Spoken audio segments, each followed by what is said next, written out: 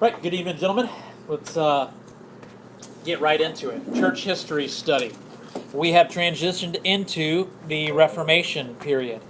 So I was kidding about the 1500 years of review. We did that last week. So remember, we are now through the patristic period. We're through the Middle Ages. We've come out the other side, and we are now into that fourth and final kind of 500-year chunk of church history.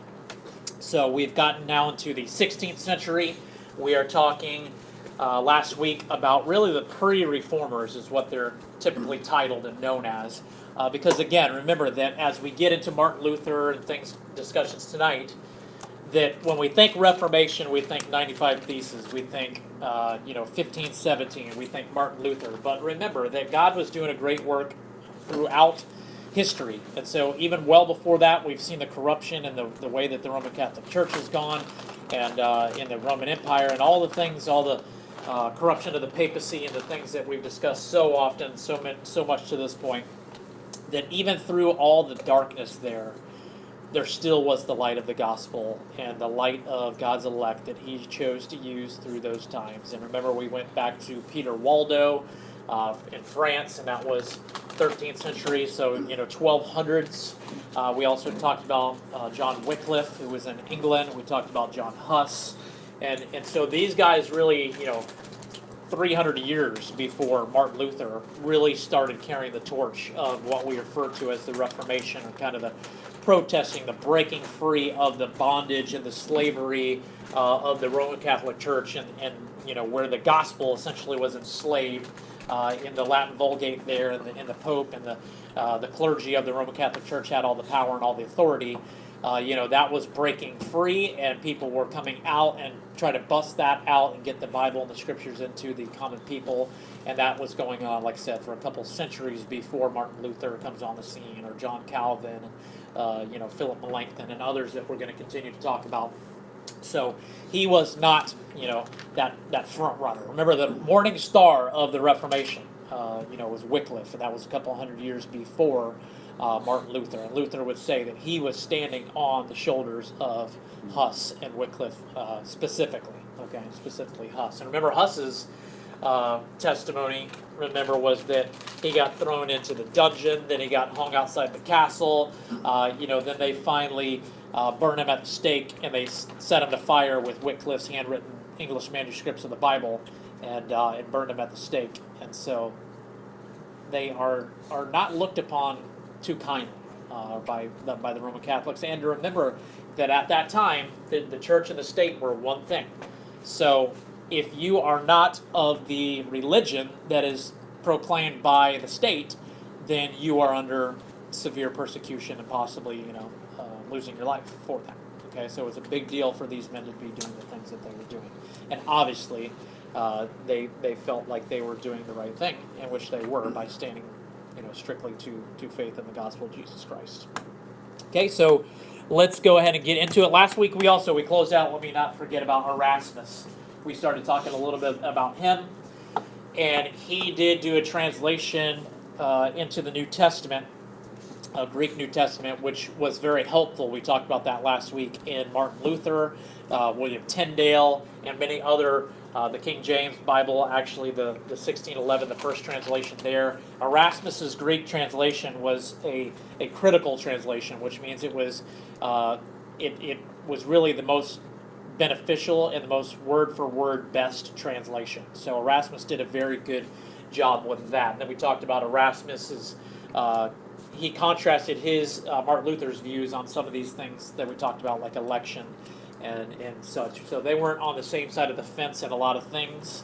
But I told you at first, Luther was definitely a fan of Erasmus, and we all can understand that in differences, we still see that God used some of these men. We look back at Augustine and all the great things he did, and then we find that, his views maybe on eschatology are way off base, or just on and on with the names and the list. So again, we're talking about men just like you or I, so they're not perfect, but Erasmus's contributions were vital in the sense of his translation from the Vulgate, remember, from Latin, into a language that the people could read, was huge. And so from that, these other gentlemen will make better translations and better translations, okay?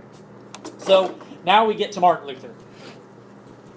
1483 to 1546. Quick math, he was 62, okay, 62 years old when he died. He was born in Eisleben, Germany. Funny thing, not funny, haha, but cool, cool fact, Bible trivia fact, he was born and died in Eisleben, okay, so it's kind of cool. Not a lot of people are born in the same town and die in the same town. And it wasn't like he just lived there and stayed there. He went all around Germany and in different places, and we'll talk about that on his journeys and things. But he was born in Eisleben, he died on Eisleben. And now a little bit of background. His father was a very successful miner at that time, and he became wealthy. You know, they were in the higher end of the kind of financial standings amongst the people then. And so Luther, that gave him opportunities that a lot of people didn't have at that time to become more educated, you know, to get higher learning, to go to college. In fact, he ends up going to school for law to become a lawyer. His father told him to be a lawyer. And so back in that day, really lawyers were wealthy. Actually, the clergy were wealthy of the church, were some of your wealthier people in the standings. So Luther had these opportunities to study and to grow intellectually. He continued his education at Erfurt. That's a very popular one. Anything you read about Martin Luther, for those who have looked up and are familiar with the Reformation, familiar with things about Martin Luther, Erfurt is one that you will know of. The Wittenberg Castle, Wartburg. There's going to be several things that, if you know, just bullet points about Martin Luther. One of them was that he went to Erfurt Law School, and he's going to become a teacher and do all kinds of significant things. But the point is to recognize that a lot of these men, especially the preachers, and when we move forward, going to Calvin, and then you think of like Charles Spurgeon in particular, I mean, number one, as far as just great, unbelievable preachers, very intellectual people, okay? So they had the higher learning. These guys were scholars, okay? All these early Reformation guys, they were the big-time scholars that had the opportunities to become educated and to read different languages and different texts and manuscripts and things like that. And so, Martin Luther wasn't just some shepherd boy or something. He was very educated, okay, and intellectual. So here's how the story goes. His testimony, his story. He's coming home now from Erfurt, from college, and returning.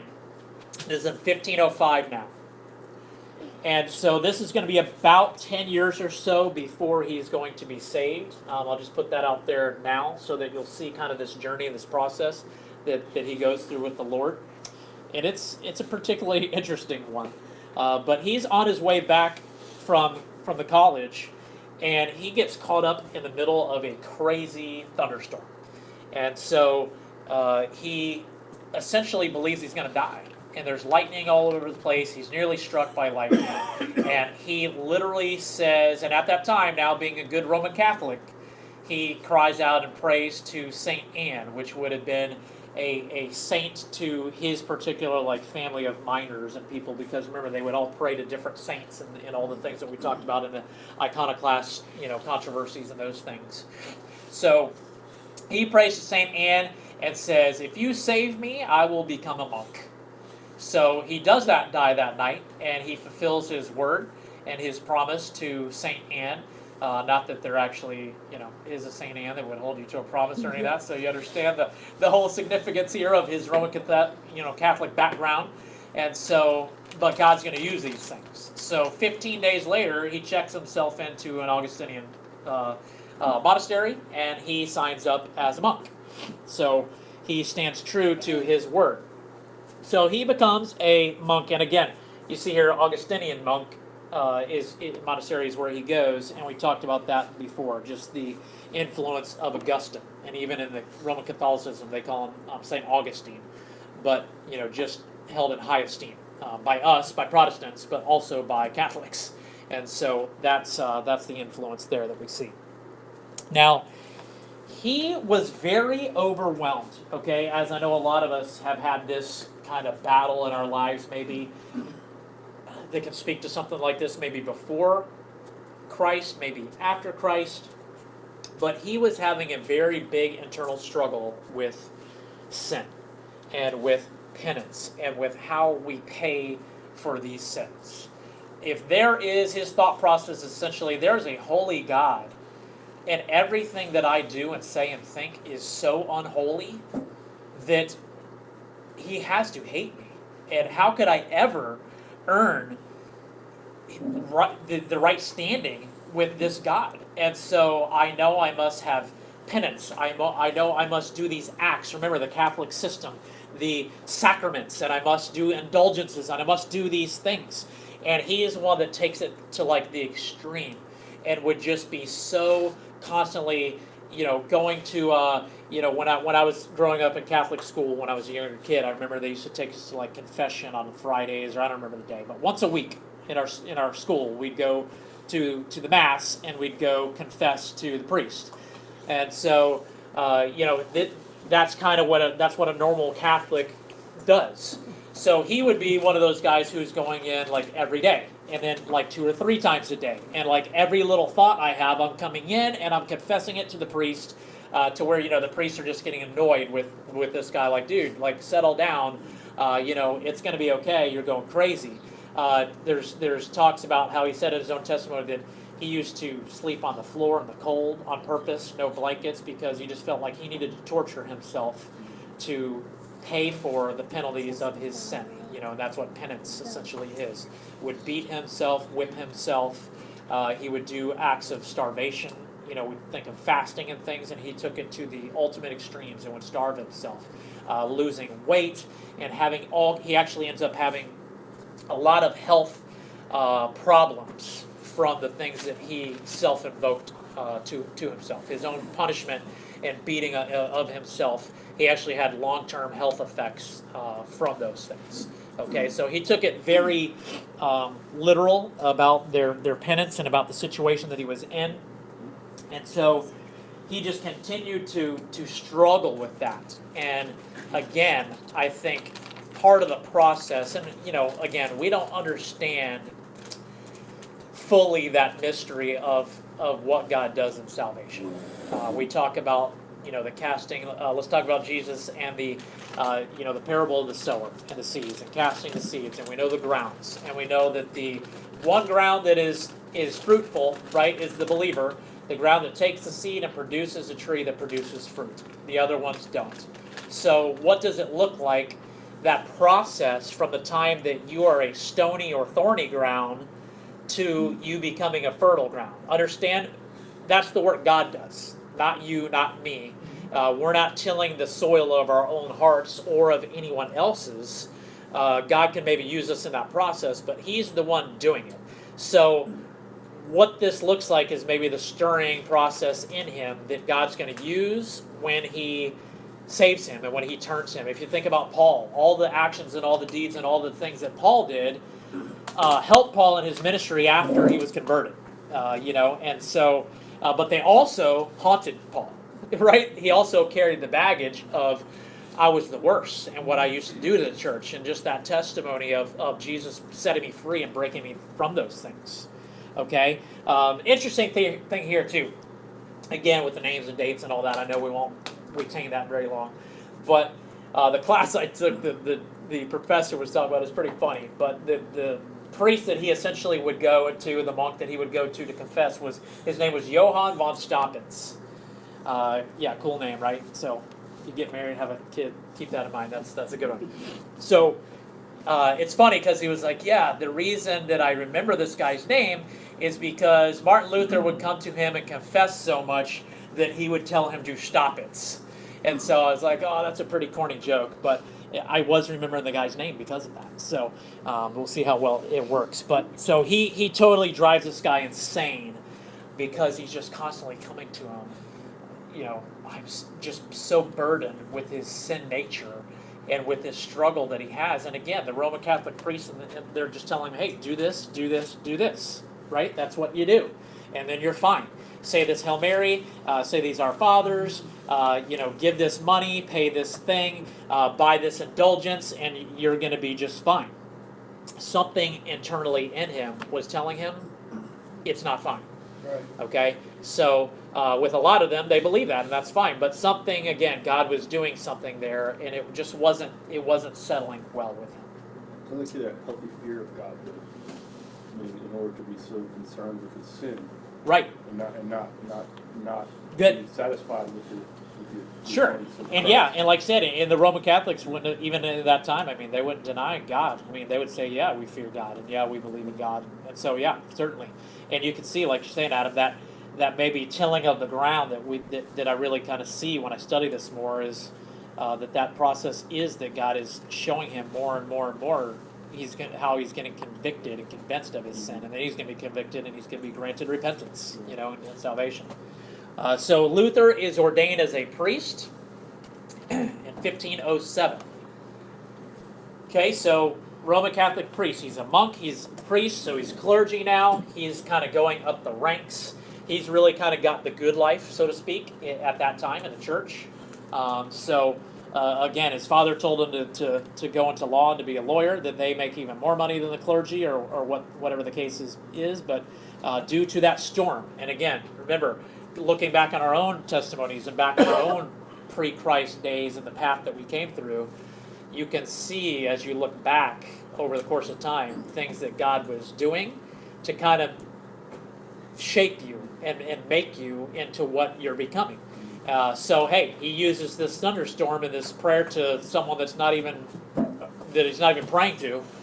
He uses that storm to get him into the monastery, gets him into the priesthood. He gets him, looking at his own sin, and he's going to use him greatly, obviously, to come out of that. So he begins teaching theology. So essentially, he becomes a seminary professor at Wittenberg, okay, in 1512. So that is a place. Where are we talking about? Where's Martin Luther from? Germany. Good, Germany. Okay, so I know it says Wittenberg. That's just how you say it. Germany is a V. Okay, it's Wittenberg. And so 1512, he becomes teacher there. He travels to Rome now. The dates are a little backwards there, but he travels to Rome a couple years before that. And this is where he really runs into some issues, more issues. Because he goes to them seeking answers for this struggle he's having. So he figures, you know what? I'm just going to go to Rome, and I'm going to go to the Vatican, I'm going to go to the church, I'm going to go to the Pope, I'm going to go to the cardinals, and I'm going to find out how can I get over this thing that I'm dealing with. Because certainly they have to be dealing with this, right? So he's going to go there thinking that he's going to get answers.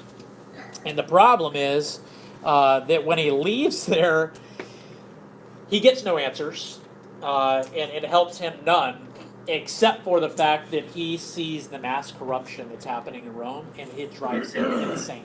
And he can't believe what the Roman Church is doing. And he's going to find answers from them, from the problems that he's having, and he's like, they've got way more problems. And I, being a part of this thing, have way more problems than I ever thought that I had. And so he gets to see that firsthand in Rome, and that definitely has an effect on him coming back. Okay, so go ahead and open up your Bibles. Romans chapter 1. Because these are significant verses. It was as he was studying at Erfurt, he was studying Romans and teaching in Romans, also Psalms and Galatians, which, again, the work God does even before the work God does, which we all know. I say that in jest, that he's working it the whole time.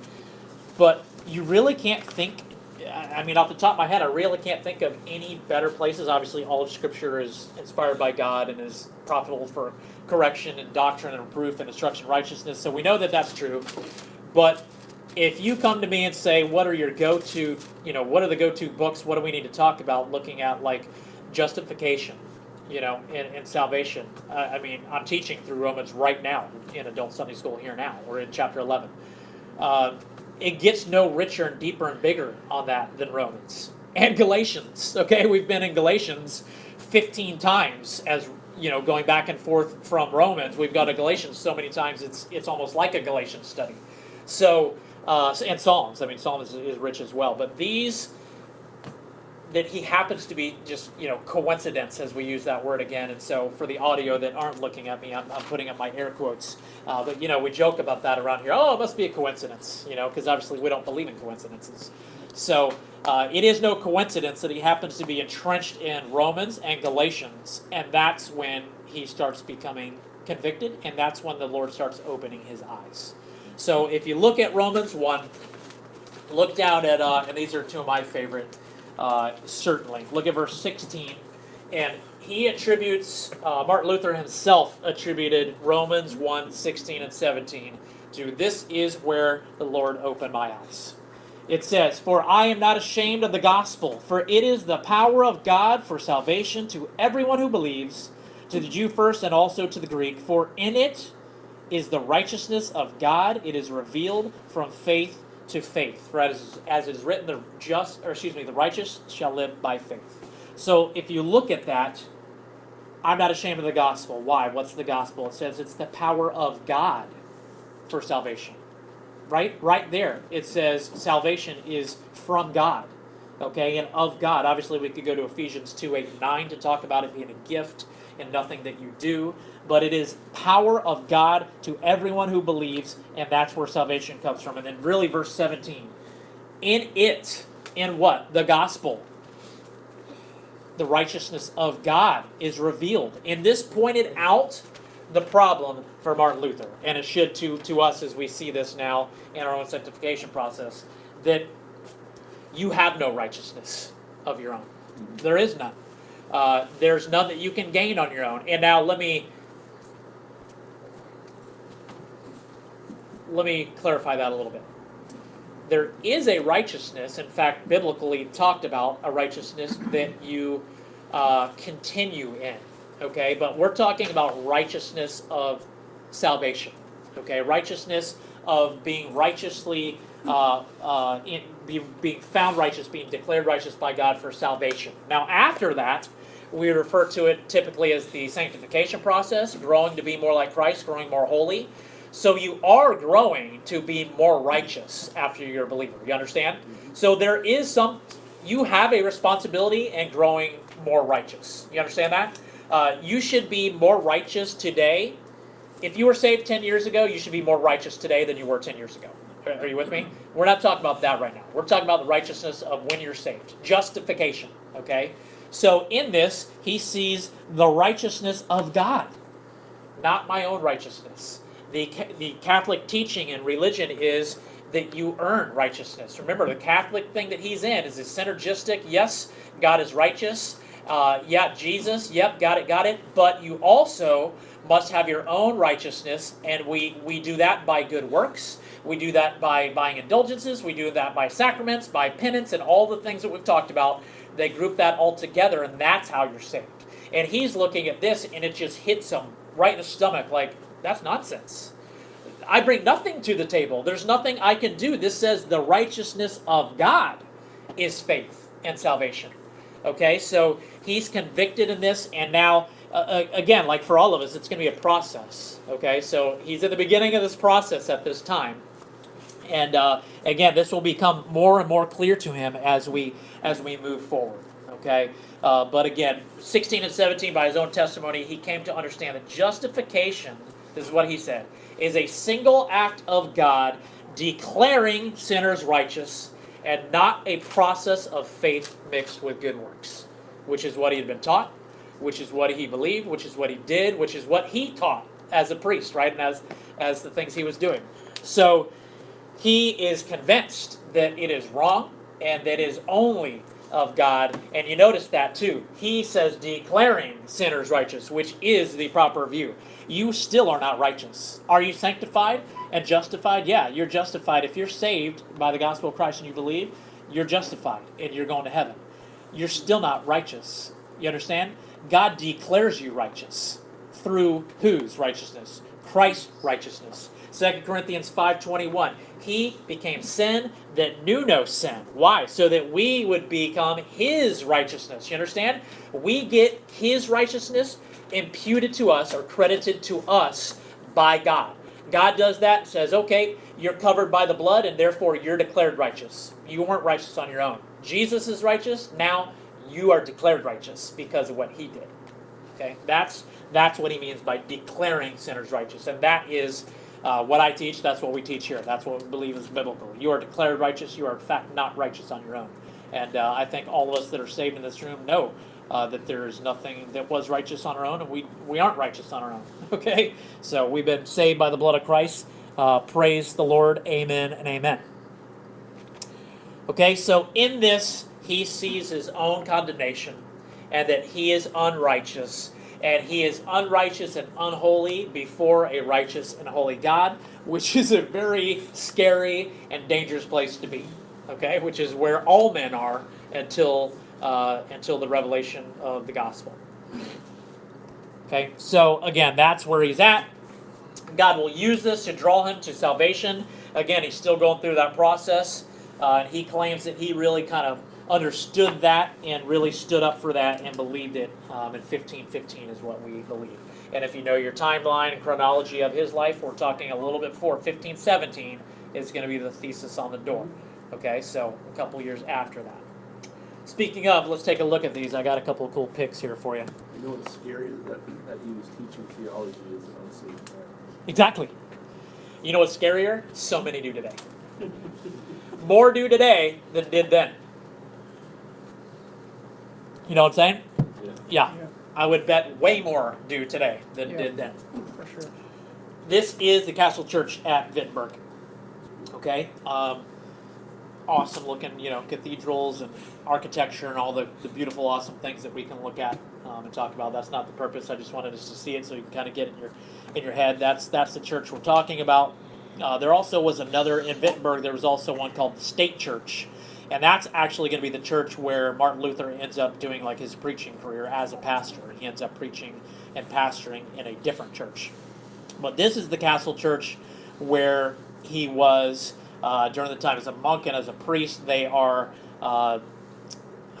practicing, Roman Catholicism things in this building, and that's the church building. And here are the doors. So the cool thing about this is, the uncool thing is, those aren't the original doors. Okay, they would have been wood. Those are cast iron. So the original doors would have been wood, and the pinning up actually of the 95 Thesis, and we'll get into that shortly here in just a moment, next slide.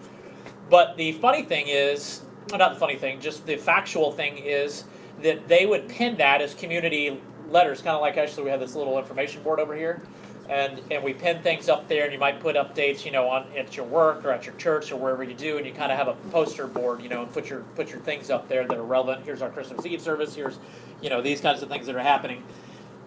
And that's what they would do on the door. The doors were wood, and they would just pin it right to the door. And that is actually what Luther was doing when he did his thing, and we'll talk about that again in a moment. So it wasn't like an uncommon, crazy thing that he was doing. That actually was the place he picked, because that was the place where, that was the bulletin board. That was where they put up things to notify people of things. So a couple things. This kind of, you see the picture and the painting up there if you can. We have, obviously, Jesus in the middle, and then you've got Martin Luther on one side, and the other gentleman on the other side is Melanchthon, who we'll talk about in the future. But Melanchthon was essentially like, Batman and Robin for Luther. Okay, that was his sidekick, that was his right-hand guy, and we'll get into him more later. But that's Melanchthon and Luther.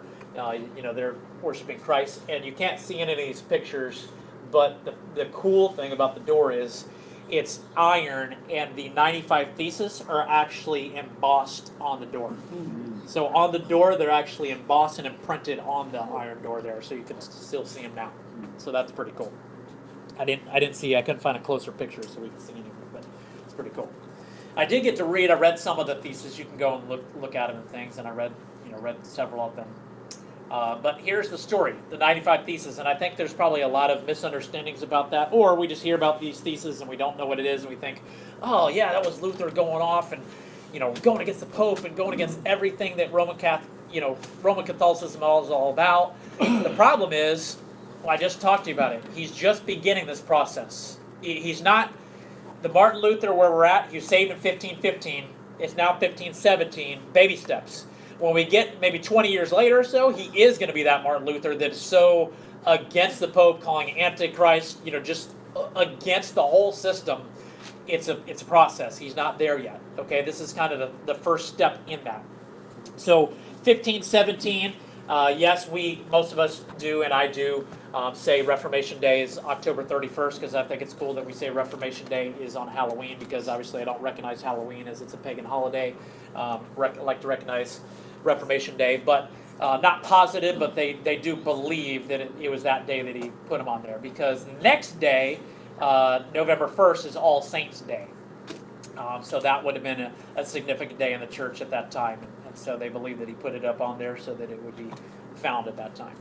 So essentially what these theses are 95 like bullet points, debate points, discussion points of what he thought would be a debate among the clergy. That he thought, hey, I've got a little bit of problems with these things. I think we should discuss these things. Thinking even as we talk about it, think about purifying and reforming the church from within. Talk about, hey, we got some problems here. We need to reconcile this with scriptures, and we can fix this. Thinking that he can reform this, and we can do this here. So that was it. What it was all about was the selling of indulgences. Because when he made that trip to Rome, he saw the nonsense of what was happening. That remember what indulgences are. Anybody can recall? We've talked about it. It's been a few weeks. What are we talking about when we talk about the selling of indulgences? What is that? Less time in purgatory. Okay. Giving money to the Catholic Church. Well, it was kind of both. But it was like you could do it kind of for yourself while you're living, or you could do it for people that have already Good. died, right? Yeah, so those ones, for the purgatory, certainly. So they'd essentially be certificates, that the Pope was starting, the clergy would sell, and so they would sell a certificate. That's what the indulgence was. You're buying an indulgence, and here it is, and it's for, like I said, time out of purgatory, to lessen your penance, whatever it is, kind of, quote unquote, buying favor amongst God, and you could do that through me, the Pope, or through your local cardinals or priests or whatever. But it's all going to the Vatican. It's all going to the Pope. Okay, they're selling the indulgences, and so Luther obviously sees problems with that now, seeing that it's unbiblical. He sees it nowhere in Scripture. He's now been, saved and convicted and repented truly, and is a believer now, and he gets justification in how it works, and that these indulgences and all this stuff is just taking advantage of the people. And so he sees obviously big problems with that, as do we, and as should we. Okay, so he intends to have a debate and discuss this with the church. And I already mentioned that again, he's going baby steps, because he's just now getting this ball rolling. So this debate that he wants is never going to happen. And it doesn't happen, and because what happens is it blows up in his face before that can even happen. He puts the things up there, and like I said, it's a community board. People come in and they see them there, and they take them. He writes it in Latin, right, to write it to the church clergy, and people take it down, and they translate it into German, and they hit the printing press, and they just make copies of it. Now it's a newspaper. Now everyone in Wittenberg has it, and now everyone sees what's going on with this. So now we've got our priests saying there's problems with this, and our cardinals telling us to buy these, and the Pope is see the hoopla that's happening, see the circus that's coming, okay? And you can see it's not going to be good for either side, really, because for the Catholics it won't be good, because people are not going to be questioning things. For Luther it certainly won't be good, because now he's causing a muck against the Catholics, and that's never good for your health. Okay? Yes, sir? Is this why he has to take that Catholic Church at some point right now? It is going to happen. Yeah, it is going to happen. And it's a good process. We're going to talk about that and get there. Yes, definitely. Because he didn't want to be. He wanted the church to repent. He wasn't looking to be. He wanted to stay within the church. He just wanted the church to purify, like you said, and to repent. Yes. From their wrongdoings and turn. Yes. He basically never. But against his own conscience, he can't do it. You know what I mean? He's going to have to break free and leave. And remember, we even talked about how he, he was getting on others before, because some of them didn't do it and get out because they were scared to do it. Yep. Sorry, Sam. No, I was just. I mean, when he penned that up, it wasn't like he was trying to do that. He had no idea. Yeah, he didn't go and print it and broadcast it out there. He went and did it the way that he did it. But that's just how it begins, because, like we discussed, God's plan, God's timing. So yeah, what are we talking about here? We're 15 1517. So probably somebody could Google and help me, but the printing press was what, Johann Gutenberg, and I think printing press was 1430s, 1440s. So you're talking, not a century before Martin Luther comes on the scene, the printing press now comes to light, and I mean that's iPhones and tablets in their day. That's insane. That like we only have those things because of progress that happened from there, obviously, but the printing press and the availability of being able to do that and publish and get things out in a mass media, that was Facebook. It's like, it's pretty remarkable. So now these people get those things, they stick it to the printing press, they hit their copy machine essentially, and now the whole town's got it, and it's running around Germany. So that's how the public uproar starts, and this thing comes to a head. Okay, next thing we see on the timeline is the significant thing, I should say, that I want to bring out to our attention. So 1519.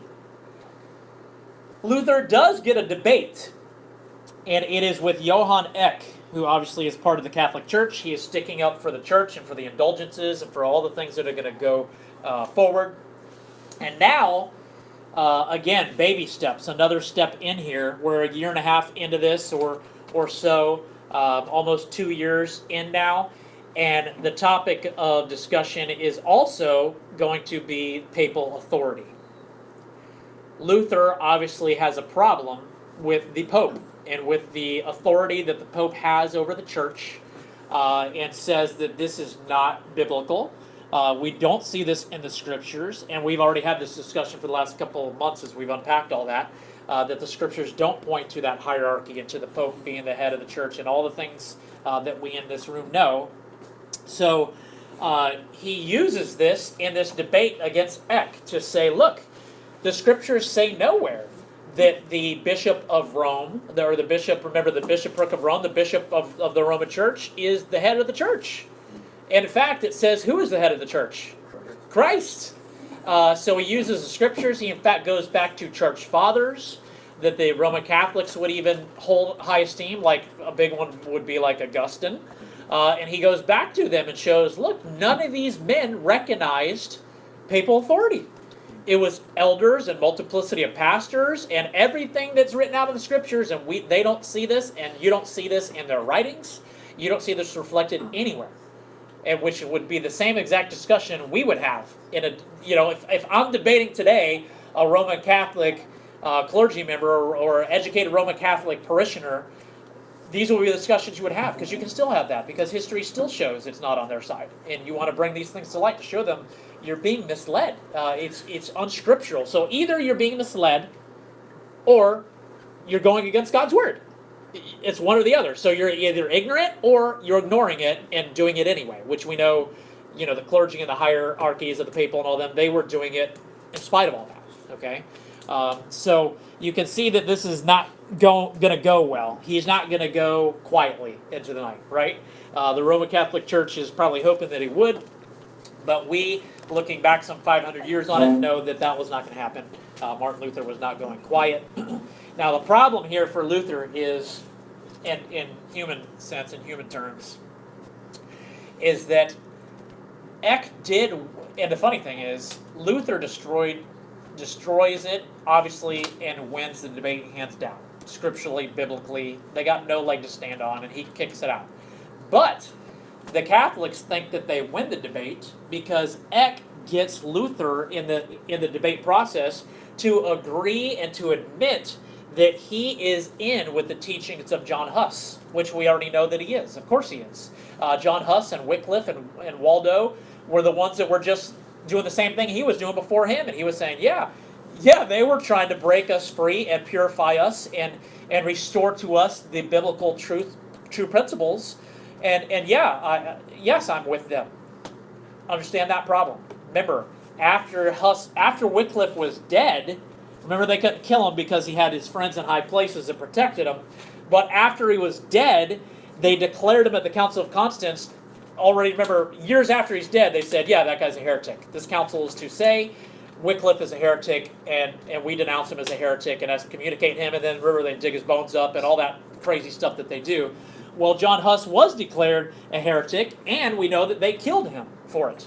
So now they say, okay, so you openly admit that you are in the same camp as someone we've declared a heretic, which does what? Declares himself a heretic of the Catholic Church. See it? So they feel they won because now I got you, right? I got you. He said after this, would the church declare him a heretic, that they call him, and he makes that famous, "Here I stand." Yeah, that's Yeah. coming. Yes. This is before that. And that was because he knowing that Huss was promised a safe passage, Right. but Luther had better friends than Huss had. That's right. Yeah, thank you. And some of you are going like, huh? We're going to get there in about 10 minutes. Okay. That's where we're going. It may be sooner. But that's exactly right. And you see the parallels there, and there's going to be some stark differences that kind of, to fit your discussion, Luther's kind of really, in that sense, parallels Wycliffe's because he does have help in higher places. So, good. So, Luther is declared a heretic. June 15th, 1520, Pope Leo X sends a papal bull. So that's not some like big animal with horns and a pope writing on it. What a papal bull is essentially a decree or an order from the pope. It'd be a handwritten, decree by the pope. This is what's happening. He would send it off to where it's going by messengers, and that's what a papal bull is. Okay, it would be a decree or an order by the pope. So this papal bull orders that Luther recant what he said, and you've got 60 days to do it. Or you're going to be excommunicated, and remember what that carries at this time. Because you're excommunicated from the church and regarded as a heretic of the church, you are regarded as a traitor and an enemy of the state. So being a heretic in the church brought a death sentence because you are a traitor to the nation of Rome. Get it? That's how it's all tied in. Okay? So that's what happened to Huss. That's what happened to several of these men moving forward. It's still going to continue to happen. So it's a big deal to be excommunicated from the church. It's not like you're excommunicated here and you move down the street and go to Island, or you move down the street and you go to Blue Water, or you move down the street and go to another Baptist church. No, it's you're excommunicated and you're kicked out of the country, bro. You know what I mean? Or we're putting you in the lecture chair. That's what we're talking about. So a much different day. So Luther gets to the 60th day. He takes his time, obviously prays about it, thinks about his response, what it's going to look like. Here's his response. And Luther is a very up and down, emotional roller coaster guy. Okay, the more you read, the more you study. Hot and cold, hot-tempered, short-tempered, up and down, up and down. A lot of other guys, Calvin and others, are more kind of straight line and more consistent. He's very up and down. Luther goes and gets some of his students which he still has, many students that he teaches and many followers of Christ that are surrounding him and supporting him. And so they take the papal bull and they go into the middle of the street and they set a bonfire to it. They started a fire, just like, Wycliffe's writings were used to burn Huss at the stake. He takes these things and essentially says, and again, think about why they did that. Why they burned people at the stake and why they did that was to show, look, this is what's happening to this guy right now. The picture is you're burning in hell for all eternity. We're going to burn you here now. He's saying, look, you want to put me on a stake and burn me? Here's what I think of your papal bull. I'm going to burn it right now. You're not gonna threaten me with heaven. As somebody said, that's kind of his stance, and said, here's what I think about that. Here's my response, and lights the thing on fire with his students. Okay. He also responds in writing to the Pope, in which he isn't any kinder or softer. So he boldly responds and calls the Pope Antichrist. And some people will say, calls him the Antichrist. I want to just clarify, this doesn't have end time implications right now. We're not talking about the Antichrist. We're talking about more like 1 John. If you read through the book of 1 John, he talks about the spirit of Antichrist. The spirit of Antichrist, he says that you're looking for and is now. The spirit of Antichrist is in the world now. It's anyone who denies that Jesus Christ is the Son of God. Okay, so essentially anyone who's not a believer is the spirit of Antichrist. And so he's saying that that's what the Pope is, which is true. Okay, it's true today about the Pope. It was true that day about Leo X as well. True about the popes that were there as well. So here's what he says. Quote, about the Catholic Church. He says, the Pope is the Antichrist, and the church that he oversees is, quote, the most lawless den of robbers, the most shameless of all brothels, the very kingdom of sin, death, and hell. Yeah, see, wow. I heard that, wow. Yeah, this is one soundbite. That's like one soundbite from Luther. You can go and read many, many, many others. Look, coming boldly, bro. You know, talk about coming boldly. Definitely.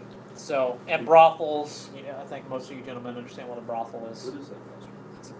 Whorehouse. Let's go with that. What is so? So, not good. Not good. Hold on a second. Yep, go ahead. Yeah. Sorry, yeah, other thoughts, questions? We're moving through it. He would do the pamphlets, and he would send out lots of pamphlets. It was known as the pamphleteer or something. Yeah. Yeah, we'll talk a little bit about that. He certainly, I mean, he wrote over 400-something works. I know it's over 60,000 pages in his lifetime that he wrote of, like I said, a lot of small pamphlets, some big books, you know, some smaller books, a lot of pamphlets. Because, look, think about it. At that time, guys, that was Facebook, YouTube, social media. How you talk to, like he and Erasmus, even his book, The Bondage of the Will, his whole book was a response to Erasmus and the free will, no free will, you know, election debate.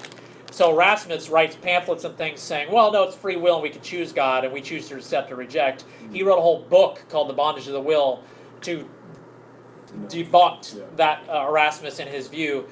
And if anything, critics of the book, I haven't read the whole thing, I have read some of it, and critics of Luther would say, and I told you, he's very hot and cold, and so critics would tell you, the book's great, and I believe theologically, he's right. I'm right on with what he is. It is the bondage of the will.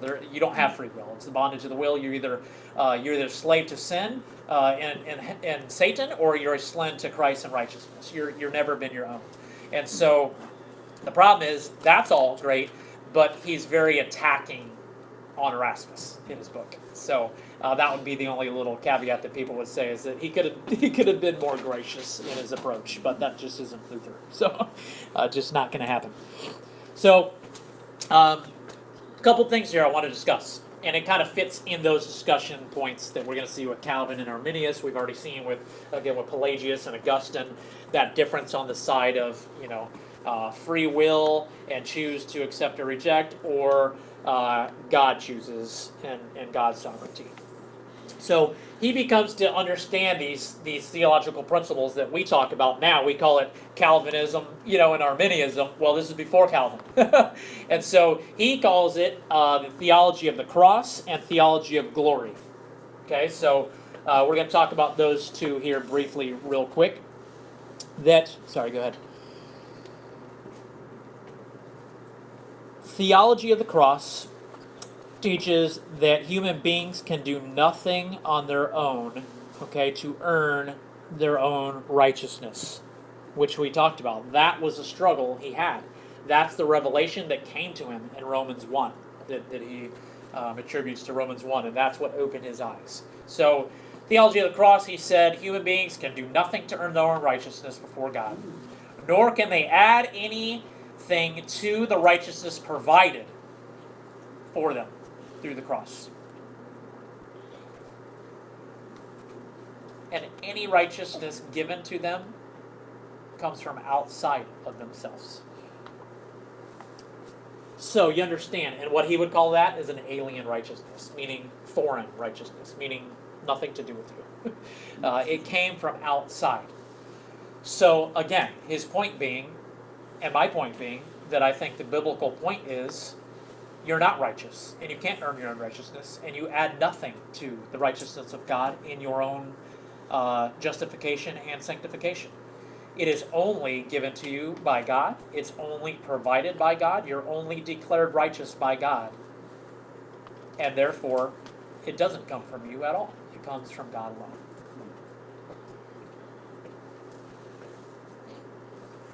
Which obviously goes 100% against what the Catholic Church still today teaches, but the Catholic Church at that time was teaching, because it had to be a symbiotic thing, a synergistic thing. God's righteousness, yes, and your own righteousness that you bring to the table, and you work on that for salvation. You got some insights there, bro? No. Thought you might have been fact checking or looking something up. He's quick on the draw like that sometimes. So I know he's probably watching Charlie Brown over there or something. Yeah, that series on. It better be Charlie Brown's Christmas. So here's the other one. Again, this would be in contrast to what we just called as theology of the cross. This is called theology of glory. So this thought is that even after the fall, there remained some ability in man to achieve his own righteousness. So by his own free will, he could attain his own righteousness. Okay, that sinners are saved materially cooperating, is what he says, with the righteousness they receive from God. And that's what I was just talking about. So God is righteous. You are earning your own righteousness. And both of those have to happen and coincide together for you to earn heaven and to earn salvation. And you see, theology of glory, I mean, really, we're talking about what? The glory of man. So essentially, you're talking, one view is God's sovereignty, and one view is, to put it over the top, man's sovereignty. Okay? R.C. Sproul, in his discussions about election and predestination and things like that, he goes so far to say that, look, you either believe God's sovereign and he chooses to save whoever he wants to, or if you think that you have the free will to choose to accept or reject God, he's saying you're giving man sovereignty. I tend to agree with him. Okay? It can't be both. It has to be one or the other. We either have some sovereign free will ability, or we don't. Or God is sovereign. Okay? So that's essentially what Luther is stating in these two theological thoughts here. Okay, back to glory. That it is God's righteousness plus their own righteousness that saves them. And again, that's the Roman Catholic view of soteriology. He's preaching against us, obviously. Right. He's saying the theology of glory is the Roman Catholic Church. Okay. And then he's saying that first one, theology of the cross, is what I see in the Bible. That's what he's saying. That's what we see in the Bible, that it's only God's righteousness that he gives to us, and that's the only way that it happens. So he's saying that first one of the cross is biblical, and this one of glory is essentially, he's saying, to the glory of the Catholic Church and the glory of man. That we're the ones that receive the glory, and that which we would. Look, if we brought anything to the table, understand that, if we brought anything to the table, then you could brag and you could boast and you could have glory and you could have pride. And that's why Paul denounces it over and over. Ephesians 2, 8, 9, and 10. He talks about it, I don't remember what chapter off the top of my head, but right there in Romans, what about bragging? What about boasting? He says there is none. It has nothing to do with you. You can't boast about anything. So again, you just can't do it. It's not there. If we save ourselves, then God owes us salvation. You know what I mean? Yeah, exactly. Then Jesus didn't need to die. Yeah. So many implications there with that the glory of man, that we have some sovereignty or we have some choice in this, that we have some part of this, and that's why I go to the polar opposite end of that, which I think election is. So no, it can't have anything. I can't have anything to do with it. If I have nothing to do with it, then I have nothing to do with it. That means God did it all. Yep, that's pretty much what he said. It should also give you, I know for me, it was a greater reverence of God. Like, That's right. You have a greater, profound, not just like, I chose God today. No, the idea that God chose you first. Right. You should have a deeper, more intimate love for Him. Amen. In that We idea. talk about that a lot, because going through Romans in Bible study, we've been talking about this every week for a long time, and certainly, and everybody articulates it well here in our church, because they're getting hammered with it, biblically speaking, and it's it's been a realization I know of a lot of us, a lot of the congregational members here, and certainly that's the correct view, I believe, and I do think you're right. I think it gives you a proper appreciation and heart of gratitude, and that's why I personally believe it's a matter of maturity and a matter of sanctification process. I do believe that those who believe Arminianism or the other view, the free will that you can choose to accept or reject, still are just caught up in some immaturity in the scriptures, that they don't recognize, they don't see it, and they may see it and they may read it and they may hear it over and over and over, but it's a mark of immaturity. Personally, that's a personal thing for me, because if it's there and it says it, then it's there and it says it, and you may have to work your way through it, and that's okay. But you've got to learn to let go of this thing about we have the power, that man has the power. That's the problem. We don't want to give that up. We don't want to give that up. It's also what's taught in a lot of churches. So That's right. But that's why I say Yeah. they'd have to do the scriptures. They'd have to review and study on their own, because you're right. So many churches are going to put it out there that that's how it is. Yeah.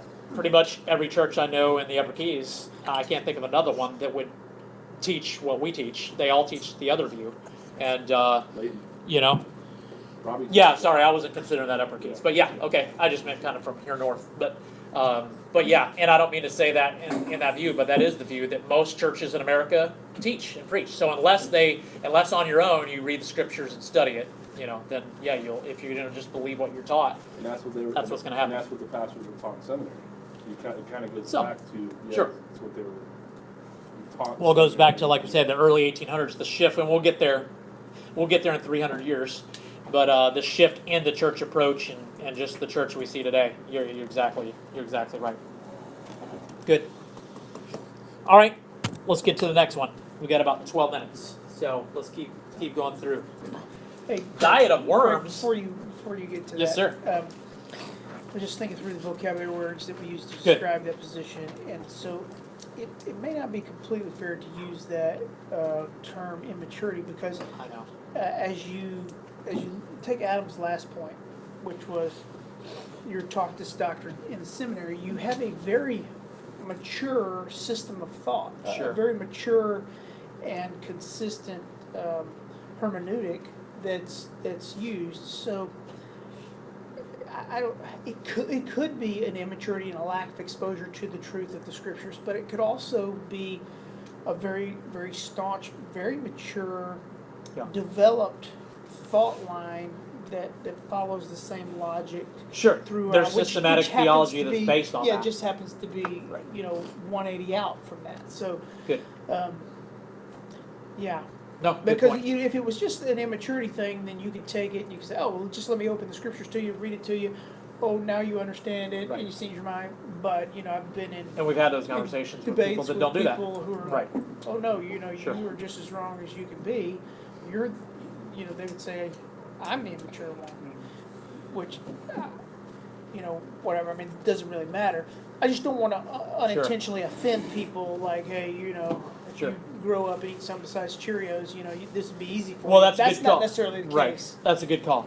And maybe it was a poor vocab, but in my estimation, my thought, I think you're exactly right that most ignorance, could be definitely a big part of that they weren't taught, that they were taught one way. But what I'm saying and my intent is, I should say, is my meaning is that we need to be getting our doctrine from Scripture. And so a lot of people who are being taught these things perhaps aren't going to the Scriptures and aren't practicing reading, their Bibles often enough and studying books like Romans and other places that will come to these, deductions and these conclusions. Well, they are, but they're given.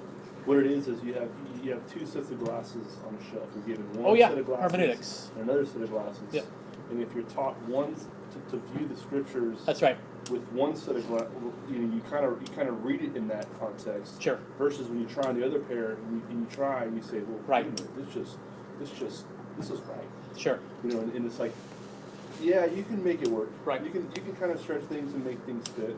Good. But yeah, so it's Because it is a building block approach, Absolutely. and you do develop this structure in your mind that Right. you hang things on. I mean, I remember transitioning from the theology of glory to the theology of the cross, and for me, it was a the most difficult time theologically for me. It took 5 years because I had so much hung and understood on Yeah. that. How does had it to work the other way? Undo and unlearn things that. So it was a terrible time from a human perspective of, saying, okay, you have a bachelor's of science in electrical engineering, and now all of a sudden, you need to undo all that because electricity really doesn't go in that direction. It goes to the opposite. Right. What do you mean it goes to the opposite? I just blew a fuse. Well, I was the same. That's I right. can relate to Brian because it was a 3-year And keep going. journey. That's a good stopping point tonight. It was a 3-year journey for me. I was in a church that just taught me, but I was never challenged. Right. And then when the challenge came and you start reading, the goggles come off and you just read God's word for what it is. It's Right. like, boom, it's So like, wait a minute. so that's where my Yeah. intent is. That's what I mean by maturity. Because But- I should say in the sanctification process, if the scriptures teach one truth, which I believe they do, in all things, we can't have this thought process of whether it's soteriology or eschatology or creation or whatever it is, that we have 3 or 4 different opinions here at the table. We can't all be right. Understand? The Bible's right. It says one way is how it was done. So it may be that all 4 of us are wrong. It may be that one's right, 3 are wrong. But again, 2 Timothy 3:16, all scripture is given by God, and it's good for what? Reproof and correction are a couple of those things. Doctrine, certainly, and instruction in all righteousness. So reproof and correction are a big deal that we need in our sanctification process. So if I'm a believer, which I was ushered through one of those churches that had the other view of free will and the theology of glory, so you're going to be taught in that system. So I understand exactly what you're saying. I would hope though that at some point, like he said, maybe someone will come with you with the different view or the different thought process, and now we can have a discussion, and that we need to always be, because I went through a similar thing as you did with the transition, and then I also went through that with another major doctrine of eschatology in my own walk, like 10 years ago or so. And switching positions, it is a difficult thing to untrain and unlearn things that you've learned and try to build a biblical, and that's what we all need to be talking about and doing, is building a biblical worldview. So if we have a biblical worldview, we want to break everything down, even things that we think we know. We've got to be humble enough and open enough to allow the Holy Spirit through the scriptures and through brothers and sisters around us to speak to us, and hopefully we can be humble enough and open up to say, like, well, I got this all figured out, you're going to change my mind. I mean, if that's what you are, you're going to have a problem. But if not, then hopefully we can be corrected.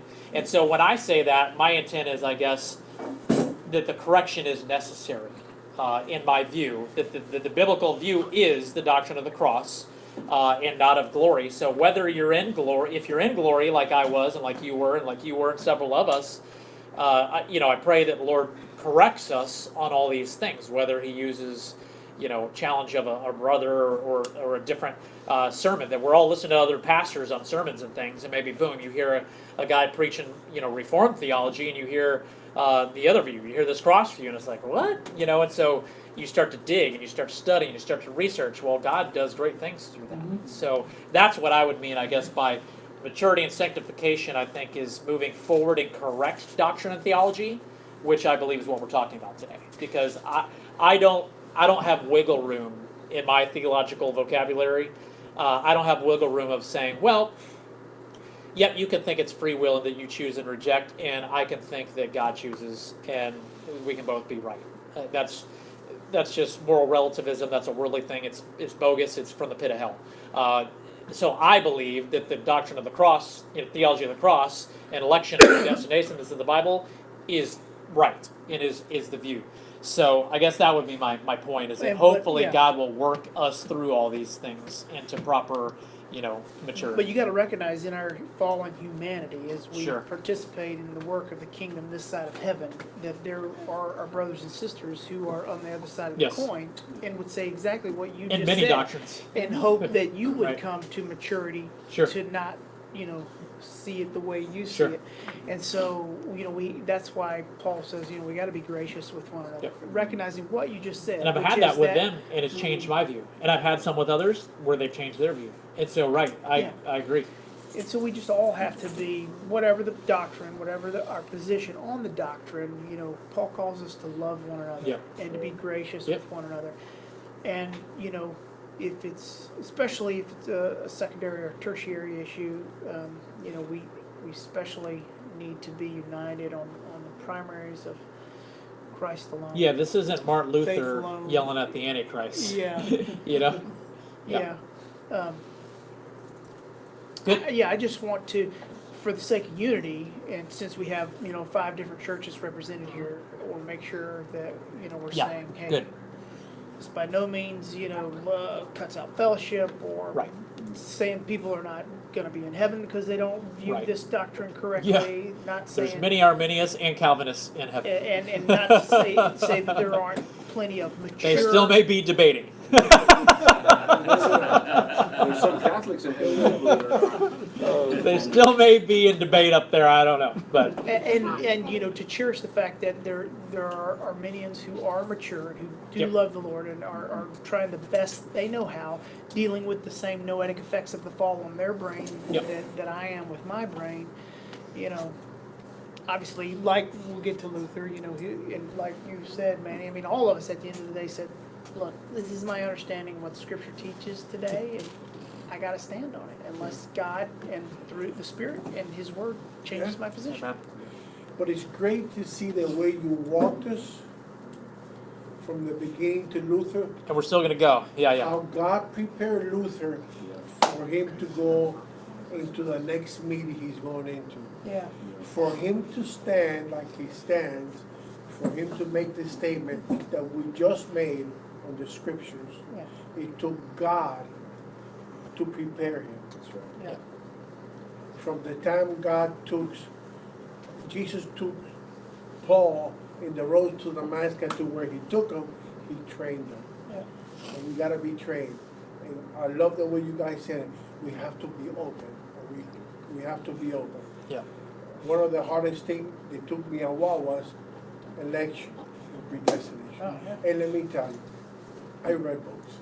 Yeah. I read from R.C., I read from MacArthur, and I read and prayed and prayed Yeah. for me to understand because it was hard. Yeah. Very hard. It was the hardest, It's hard. hardest thing for me. Yeah, it's hard. Hard. But I like the way you presented Luther, the way God prepared him for him to do what he's about to do, that we'll see next week. Yep. That's right. It's amazing, because I read and I said, how did Luther go from here to here? Right. How did this crazy Right. monk? That's right. It's not like boom, he was saved and automatically he was this giant who was just tackling the Roman Catholic Church. Right. We're gonna see it's this gradual process. We're gonna get to the Diet of Worms next week, and several years later is where you're gonna be talking about the things you were asking about. Yeah, we'll get there next week. And God, it was all God's timing, because Huss's time and Wycliffe's time was the start of that, where there was a prick, where God knew that his church was not where He wanted it to be, so He started to prepare them. Yeah. Timing was not there, Right. so then the timing was here. He prepared Luther on the shoulders of those greater men that had already started that battle. Yeah. And then it wouldn't have happened any other way if it wasn't from the power of God. That's right. And so we may be a John Huss. God may be Sure. calling you to do something that doesn't come to fruition in your lifetime. I mean, Right. things are so much bigger than my Yeah. little life and my little span of existence. That's right. Just a small piece. That's right. And so we don't lose faith. We just trust God. This is what He said. This is what we're doing. And Yeah. I can do no other. You planted a seed, you will never see the tree grow You never know. in a lifetime. That's right. So, You think of men like MacArthur and R.C. Sproul and many others who Sure. have, and many others before. That's right. You have just many other men who have stood up for truth. In God's timing, He will purify. Yeah. And That's right.